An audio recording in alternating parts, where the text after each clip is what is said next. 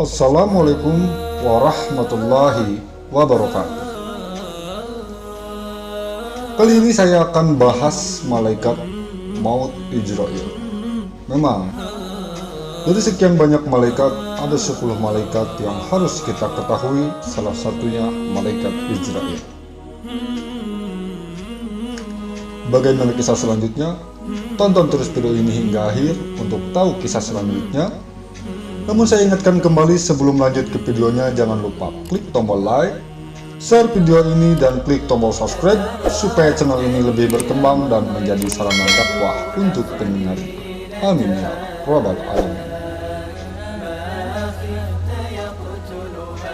Malaikat Israel diciptakan oleh Allah Subhanahu wa Ta'ala dalam keadaan yang serupa dengan malaikat Mikail.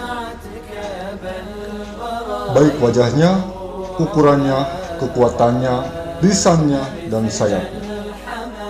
Semuanya tidak kurang dan tidak lebih.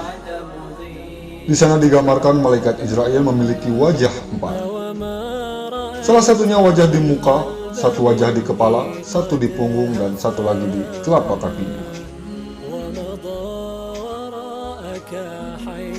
Dan dia mengambil nyawa para nabi dari wajah kepalanya, nyawa orang mukmin dengan wajah yang ada di mukanya, nyawa orang kafir dengan wajah yang ada di punggungnya, dan nyawa seluruh jin dengan wajah di telapak kakinya. Dari kepala hingga telapak kakinya berbulu zafaran, dan di setiap bulu ada 1 juta muka. Mempunyai 1 juta mata dan 1 juta mulut dan tangan. Ia memiliki 4.000 sayap dan 70.000 kaki. Salah satu kakinya di langit ketujuh dan satu lagi di jembatan yang memisahkan antara surga dan neraka. Setiap mulut ada 1 juta lidah. Setiap lidah dapat berbicara 1 juta bahasa.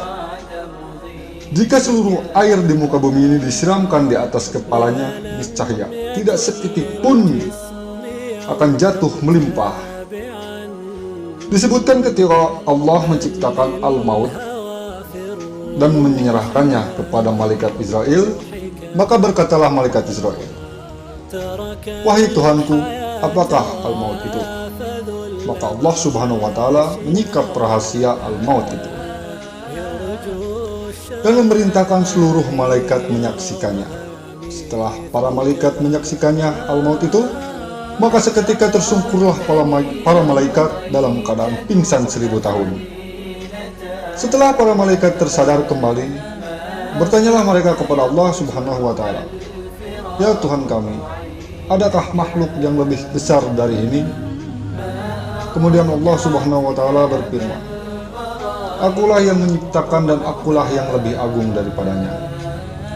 Seluruh malaikat akan merasakan al-maut tersebut. Kemudian Allah Subhanahu wa Ta'ala memerintahkan Israel mengambil al-maut. Allah telah menyerahkan kepadanya, walau bagaimanapun malaikat Israel khawatir jika tidak berdaya untuk mengambil, karena al-maut lebih agung daripadanya. Kemudian Allah Subhanahu wa Ta'ala memberikannya kekuatan sehingga al-maut itu menetap di tangannya. Disebutkan pula setelah seluruh malaikat hidup, yang hidup dicabut nyawanya pada hari kiamat kelak, dan yang tersisa tinggal malaikat Israel. Lalu Allah Subhanahu wa Ta'ala menyuruhnya untuk mencabut nyawanya sendiri.